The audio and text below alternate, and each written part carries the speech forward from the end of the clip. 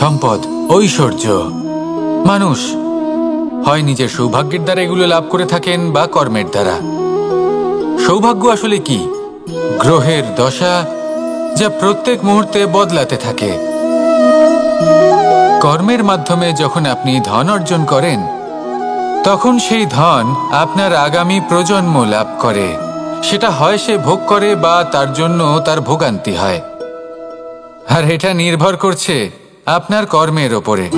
কি কর্ম করেছেন আপনি সেই ধনকে লাভ করার জন্য।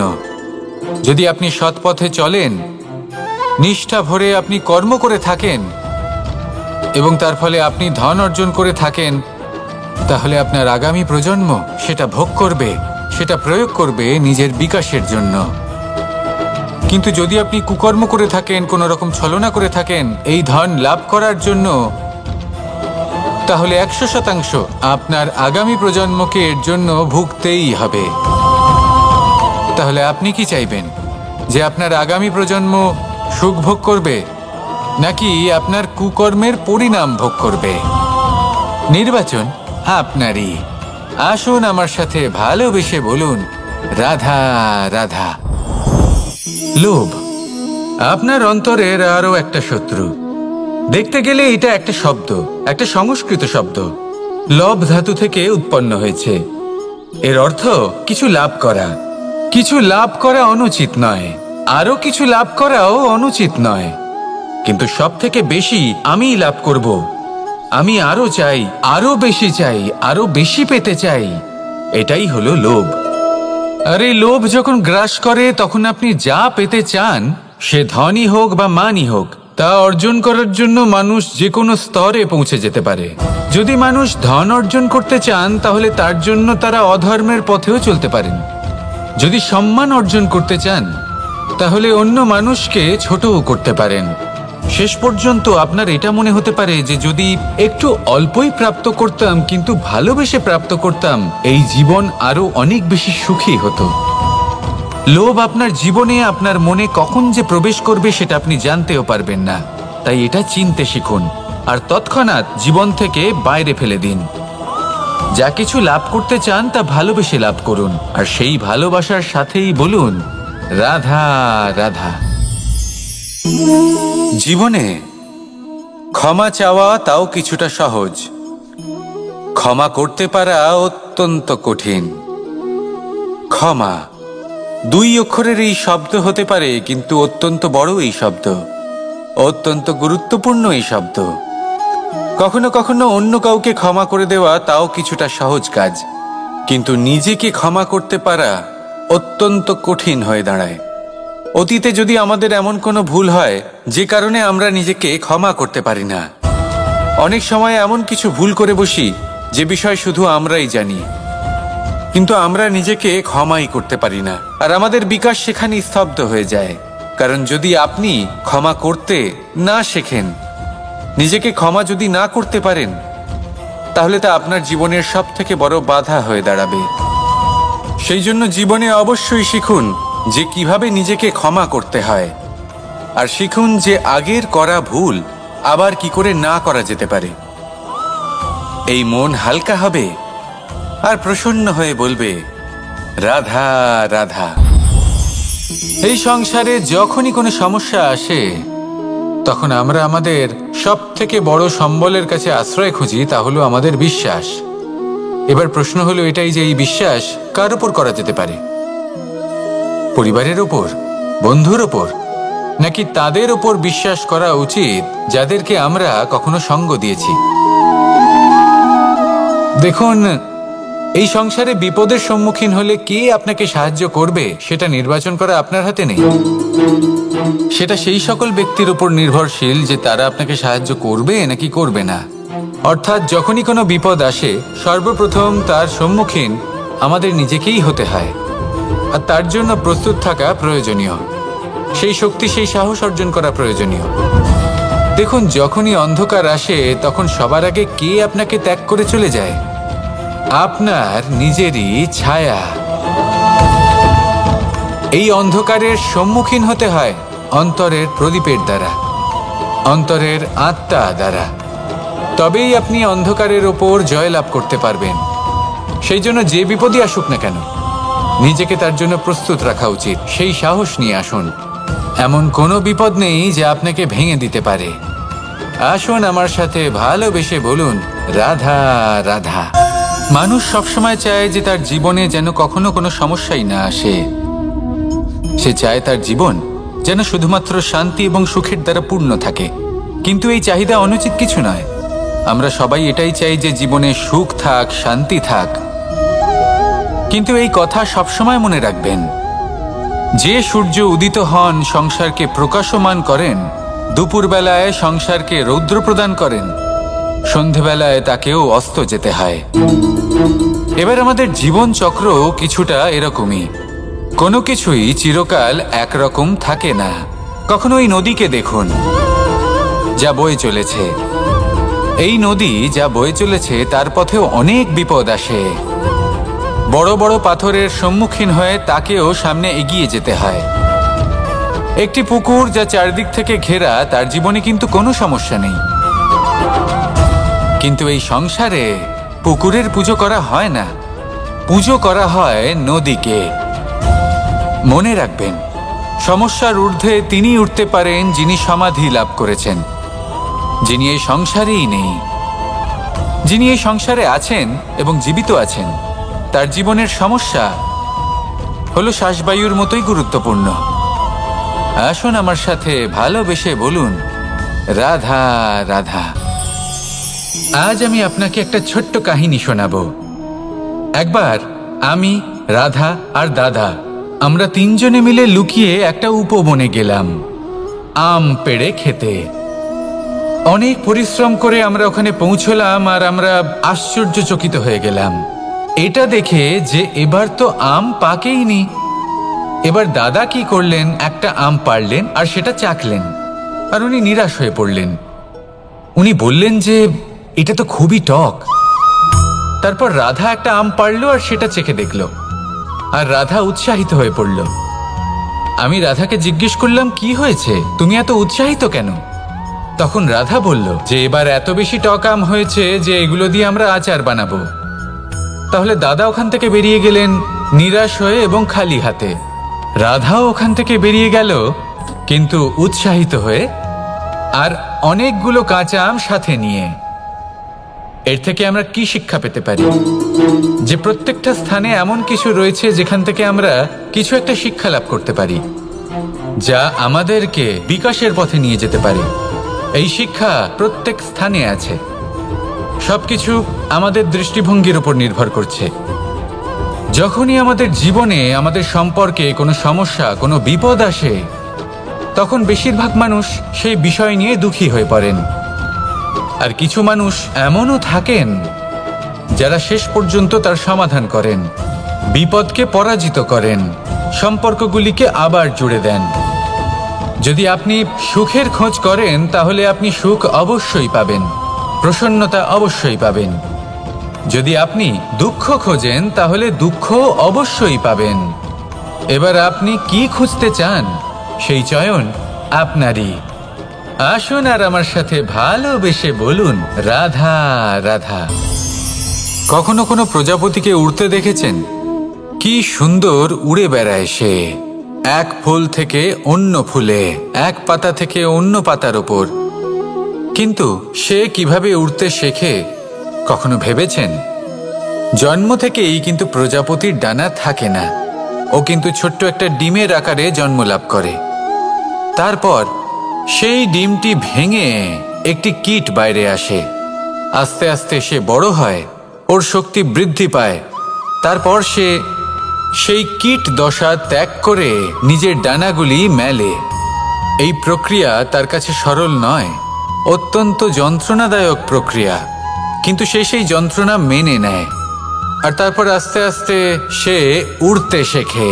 শুধুমাত্র আকাশে উড়ে বেড়ায় তা নয়, আমাদের মনের মাঝে উড়ে বেড়ায়।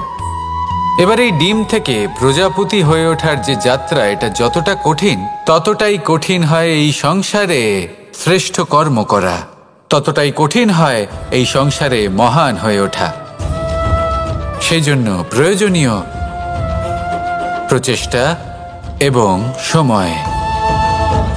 নিরন্তর প্রচেষ্টা করতে থাকুন, পর্যাপ্ত সময় নিন এবং আপনি নিজেকে এই আকাশে উড়ন্ত অবস্থায় পাবেন। আসুন আমার সাথে ভালোবেসে বলুন, রাধা রাধা, রাধা রাধা। আপনারা হয়তো ভাবছেন কি আশ্চর্য ব্যাপার, প্রত্যেকবার আমি কথা শেষ হওয়ার পরে রাধা রাধা বলি। এইবার আমি আগেই বলে দিলাম। কারণটা কি? কারণ হলো অত্যন্ত বিশেষ। প্রত্যেকবার কথা সমাপ্ত হবার পরে আপনাদের সবার মধ্যে ভালোবাসা বিতরণ করতে চাই, তাই রাধা রাধা বলি। কিন্তু এইবার এই নতুন এবং বিশেষ সূত্রপাতে প্রথমে প্রেম বিতরণ করা অত্যন্ত আবশ্যক। এবার একটা বিষয় আছে যা জানেন হয়তো সকলেই, কিন্তু বুঝতে খুব কম জন পারেন। এই প্রেম, এই আনন্দ, এই সকল কিছুর সূত্রপাত হয় নিঃস্বার্থ আবেগের দ্বারা। ঠিক যেমন একজন মাতাকেই দেখে নিন। যখনই একজন মাতা সন্তানকে জন্ম দেন, তখন এই সংসার ভুলে যায় যে তার জন্য এটা একটা নতুন জন্ম। কারণ একজন নারী তখন একজন মাতৃরূপে নতুন ভাবে জন্ম নেন। একজন নারী স্ত্রী ও গৃহবধূ রূপে কিছু অধিকার লাভ করে থাকেন, কিন্তু তিনি যখন মা হয়ে যান তখন তিনি শুধুই দান করতে শেখেন। নিজের সন্তানের জন্য কত কিছুই না করেন, তাকে বাৎসল্যের সাগরে ভাসিয়ে নিয়ে যান। এই সংসারে রাজকুমার জন্ম নিতেই পারেন, তাকে রাম এবং লক্ষ্মণ কিন্তু মায়েরাই বানিয়ে তোলেন। একজন গোয়ালা জন্ম নেয়, তাকে দ্বারকাধীশ একজন মাই বানিয়ে তোলেন। পিতা হলেন সেই পর্বত যার একটা অংশ হলো তার সন্তান, কিন্তু মা হলেন সেই শিল্পী যিনি একটা পাথরকে খোদাই করে এমন এক মূর্তি গড়ে তোলেন যাকে সকলে পূজনীয় মনে করেন। তাহলে স্মরণ করুন সেই সকল মুহূর্ত যেগুলি আপনি নিজের মাতার সাথে অতিবাহিত করেছেন। অনুভব করতে পারবেন যে কিভাবে এক মুহূর্তেই এই মন প্রফুল্ল হয়ে ওঠে। এবারের কারণ কি? এর কারণ হলো এই জীবনের আসল দ্বারই হলো মমতা।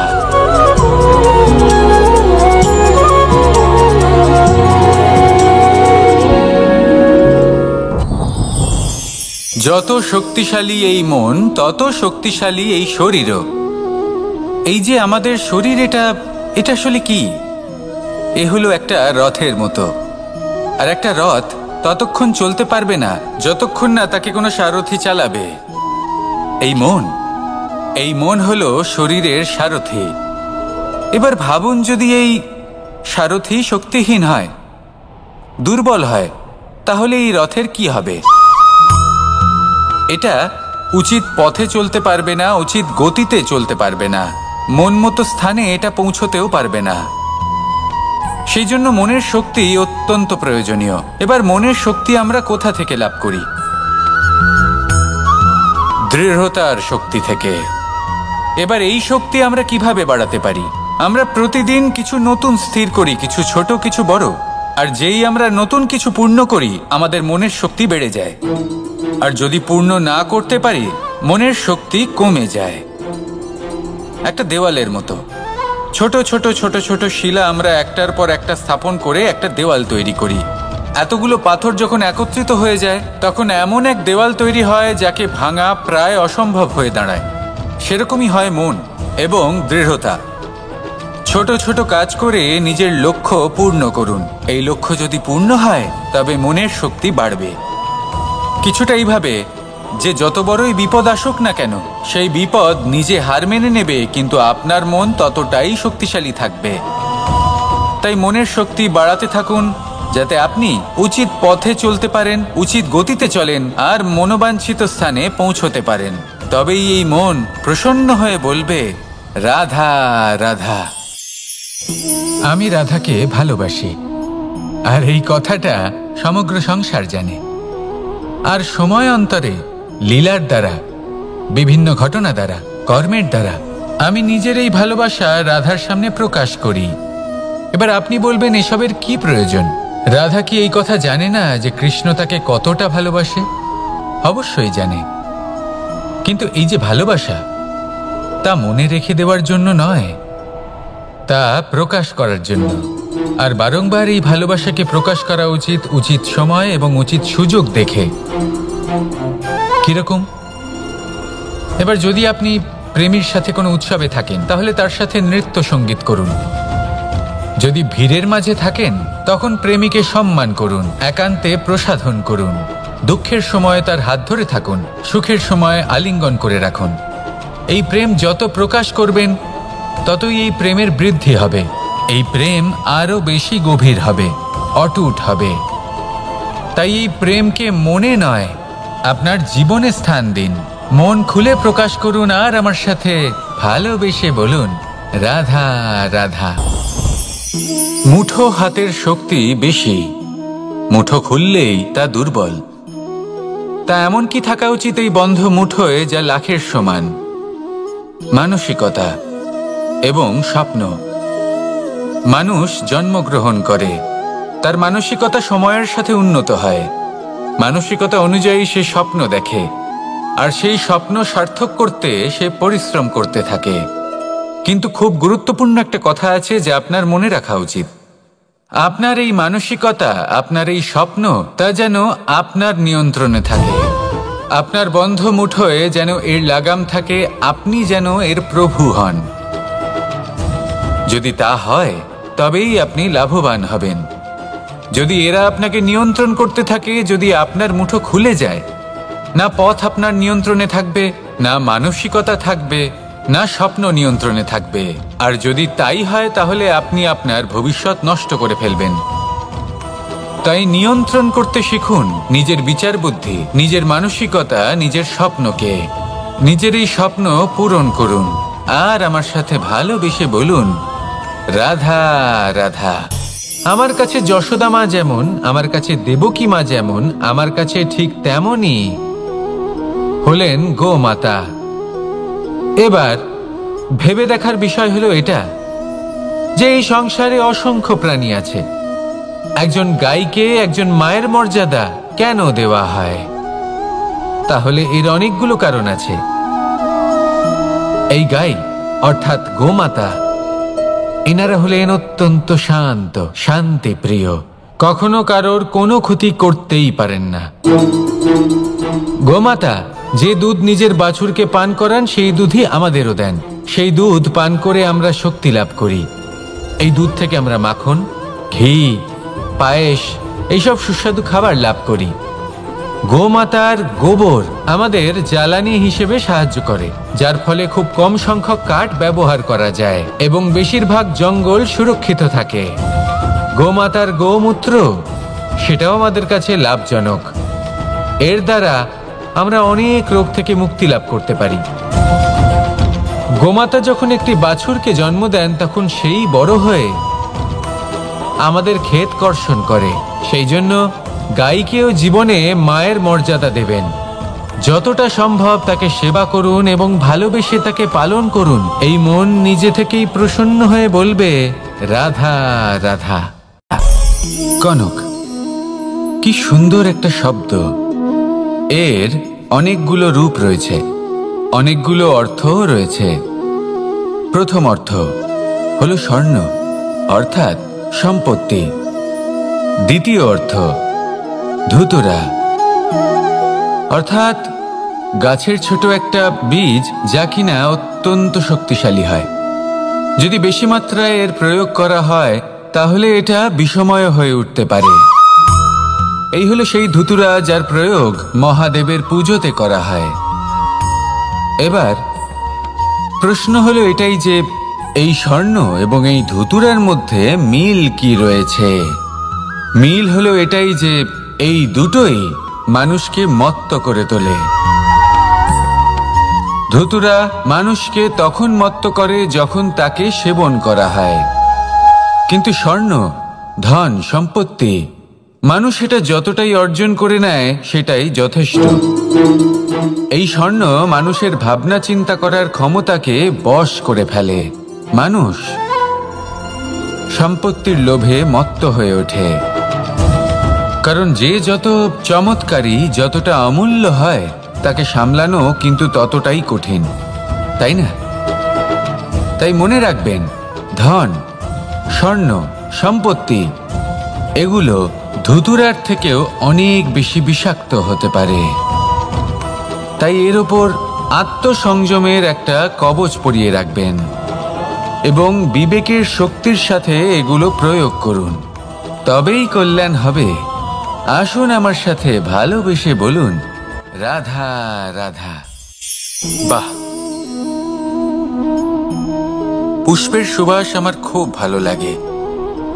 অত্যন্ত সুন্দর হয় এই পুষ্প। এইভাবে চারিদিকে পুষ্প দেখে মন আনন্দিত হয়ে ওঠে। এবার আপনারা ভেবে দেখুন, আমার চারিদিকে পুষ্প নয়, আগুন আছে। তাহলে কি হবে? আমার শরীর কি জ্বলে যাবে না? অবশ্যই জ্বলবে। শরীরকে কি আগুনের তাপ সহ্য করতে হবে না? অবশ্যই সহ্য করতে হবে। এটাই হলো প্রকৃতির নিয়ম। এই নিয়ম কিন্তু আমরা সবাই জানি, কিন্তু আমাদের মধ্যে বেশিরভাগ মানুষ এই বিভ্রান্তি নিয়ে বাঁচি যে এই যে প্রকৃতির নিয়ম, তা আমার ওপর প্রযোজ্য নয়। তা কিন্তু নয়। আমাদের চতুর্দিকে এই যে নিসর্গ রয়েছে, আমরা তার কতটা ক্ষতি করি সেটা একবার ভেবে দেখুন।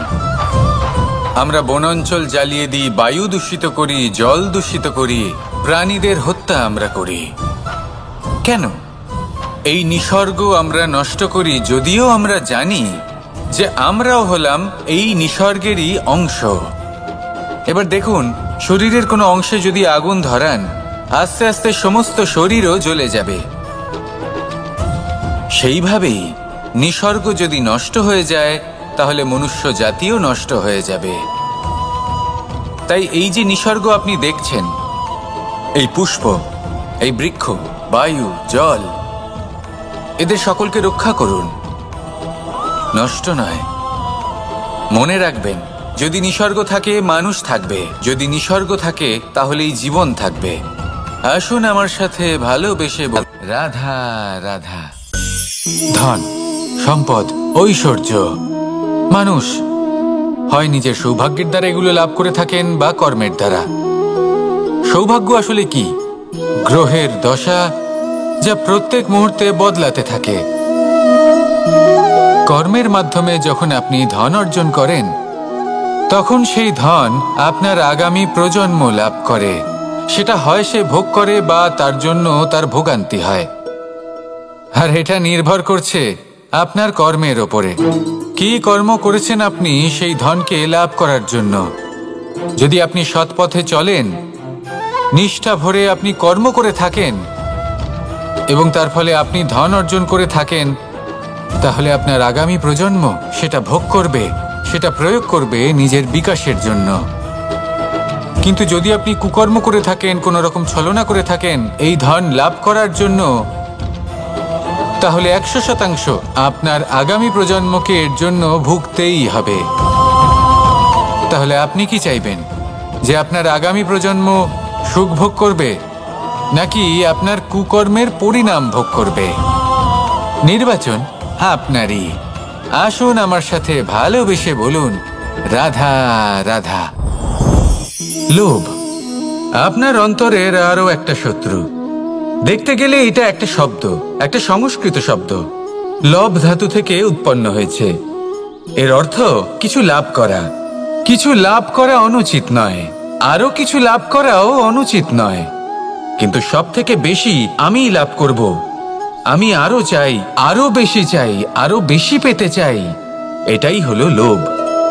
আর এই লোভ যখন গ্রাস করে, তখন আপনি যা পেতে চান, সে ধনই হোক বা মানই হোক, তা অর্জন করার জন্য মানুষ যে কোনো স্তরে পৌঁছে যেতে পারে। যদি মানুষ ধন অর্জন করতে চান, তাহলে তার জন্য তারা অধর্মের পথেও চলতে পারেন। যদি সম্মান অর্জন করতে চান, তাহলে অন্য মানুষকে ছোটও করতে পারেন।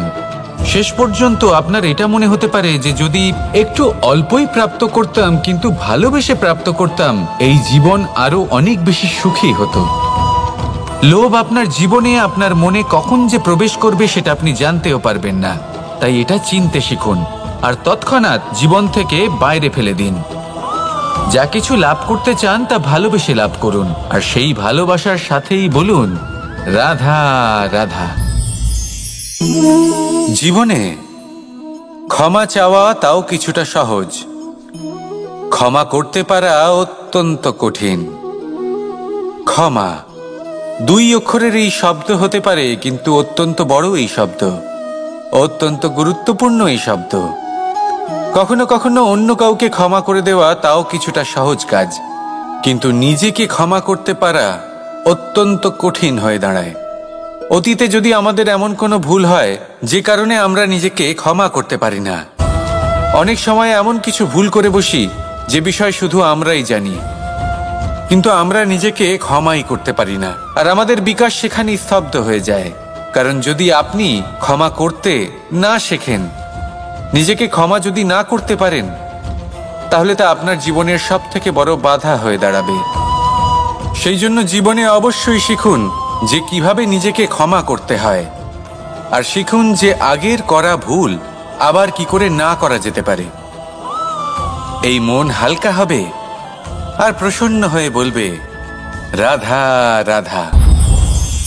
এই সংসারে যখনই কোনো সমস্যা আসে, তখন আমরা আমাদের সব থেকে বড় সম্বলের কাছে আশ্রয় খুঁজি, তা হলো আমাদের বিশ্বাস। এবার প্রশ্ন হলো এটাই যে এই বিশ্বাস কার উপর করা যেতে পারে?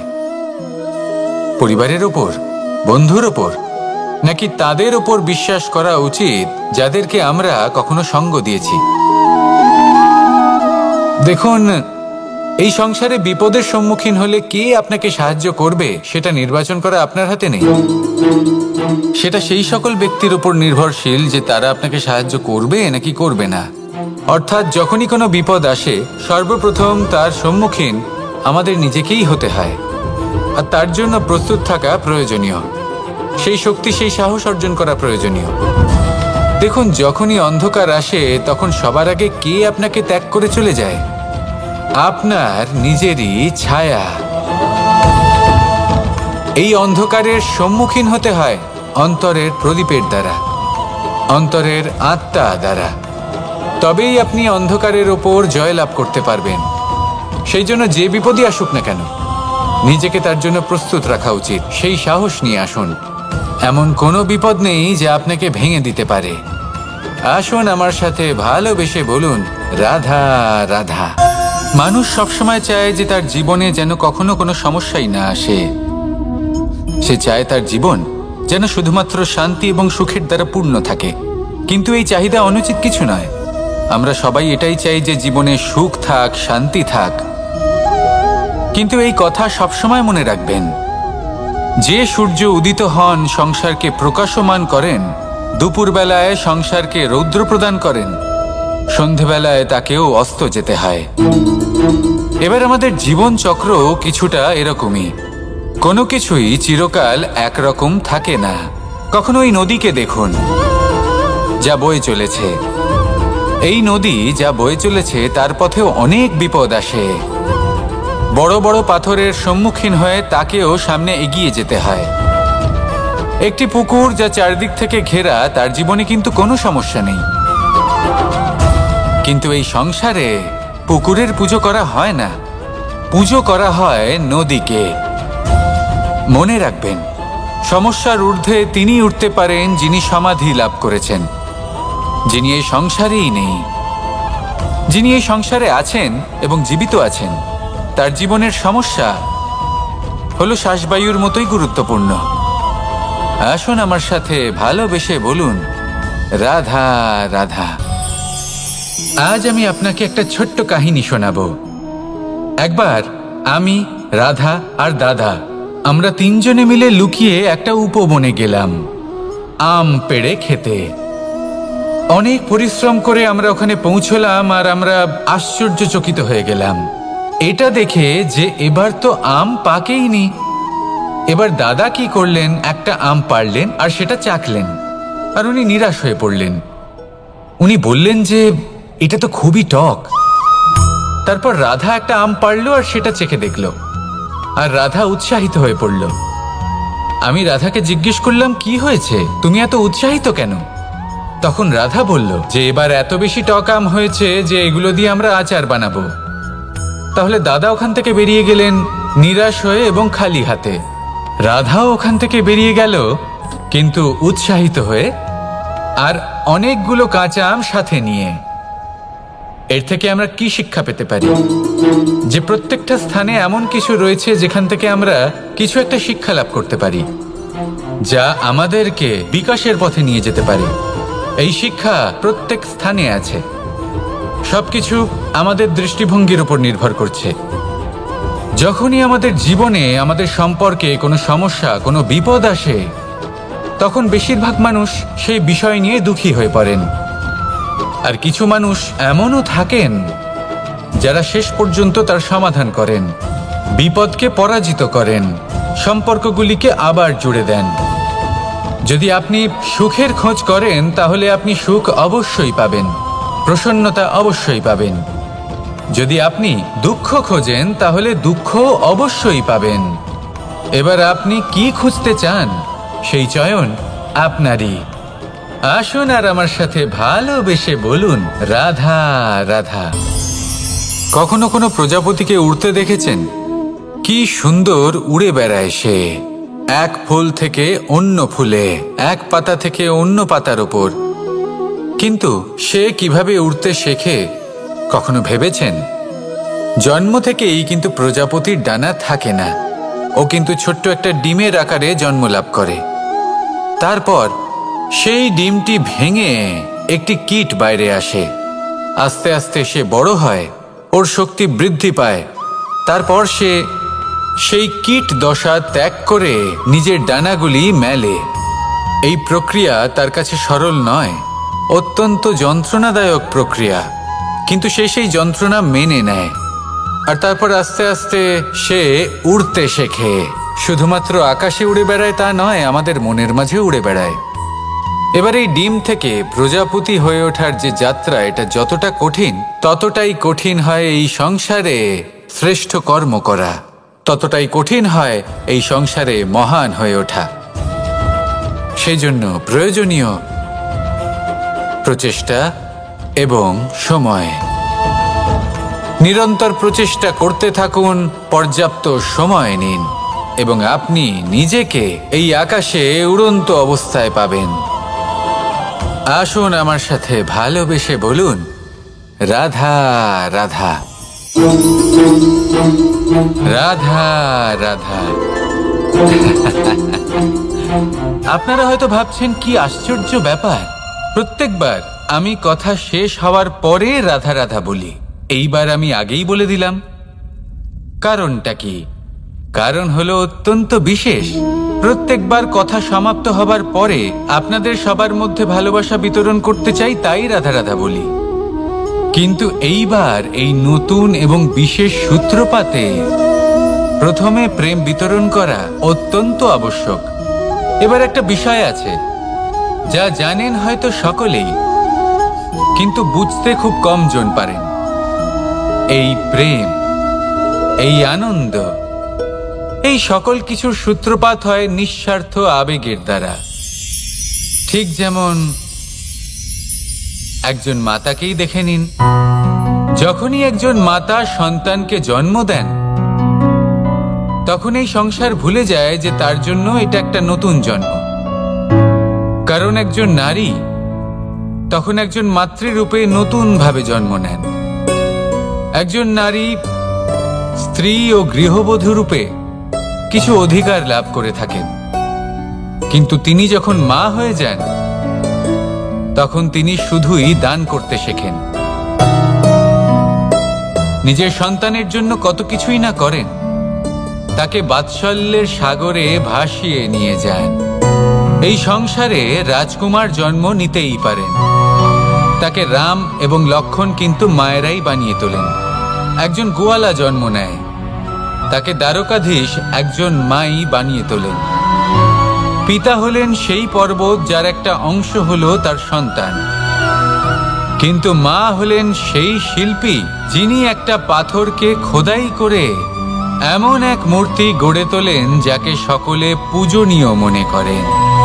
তাহলে স্মরণ করুন সেই সকল মুহূর্ত যেগুলি আপনি নিজের মাতার সাথে অতিবাহিত করেছেন। অনুভব করতে পারবেন যে কিভাবে এক মুহূর্তেই এই মন প্রফুল্ল হয়ে ওঠে। এবারের কারণ কি? এর কারণ হলো এই জীবনের আসল দ্বারই হলো মমতা।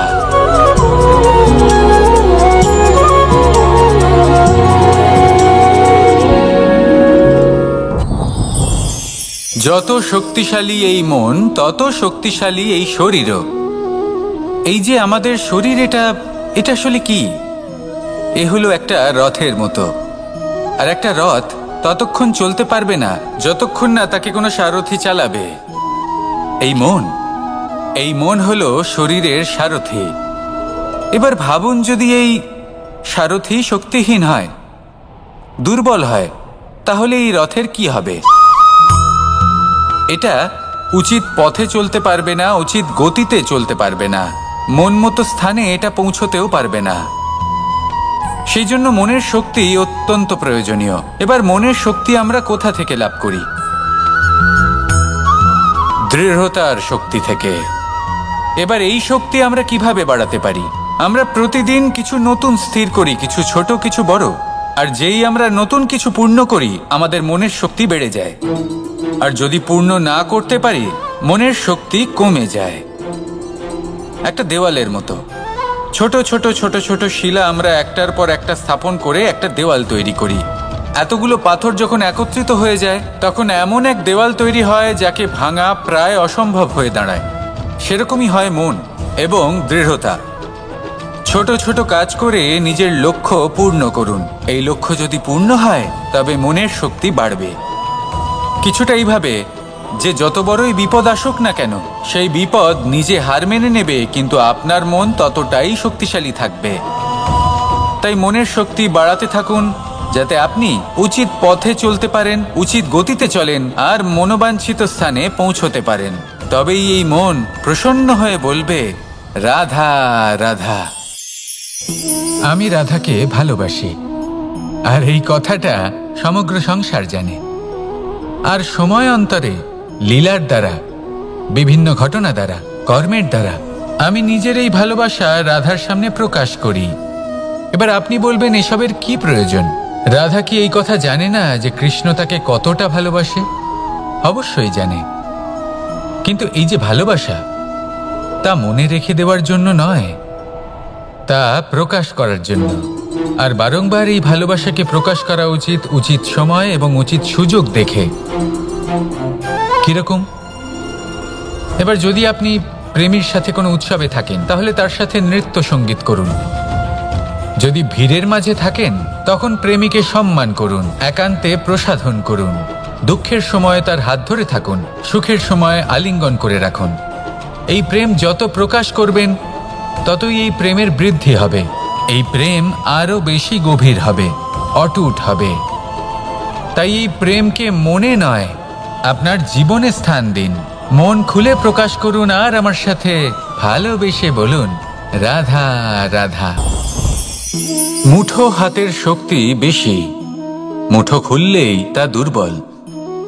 তা এমন কি থাকা উচিত এই বন্ধ মুঠোয় যা লাখের সমান?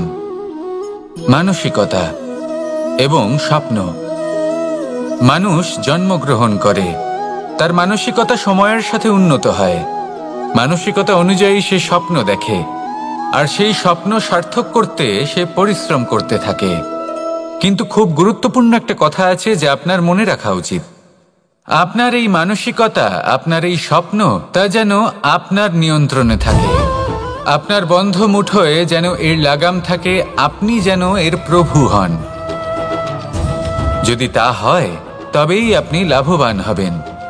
যদি এরা আপনাকে নিয়ন্ত্রণ করতে থাকে, যদি আপনার মুঠো খুলে যায়, না পথ আপনার নিয়ন্ত্রণে থাকবে, না মানসিকতা থাকবে, না স্বপ্ন নিয়ন্ত্রণে থাকবে। আর যদি তাই হয় তাহলে আপনি আপনার ভবিষ্যৎ নষ্ট করে ফেলবেন। তাই নিয়ন্ত্রণ করতে শিখুন নিজের বিচার বুদ্ধি, নিজের মানসিকতা, নিজের স্বপ্নকে। নিজের এই স্বপ্ন পূরণ করুন আর আমার সাথে ভালোবেসে বলুন রাধা রাধা।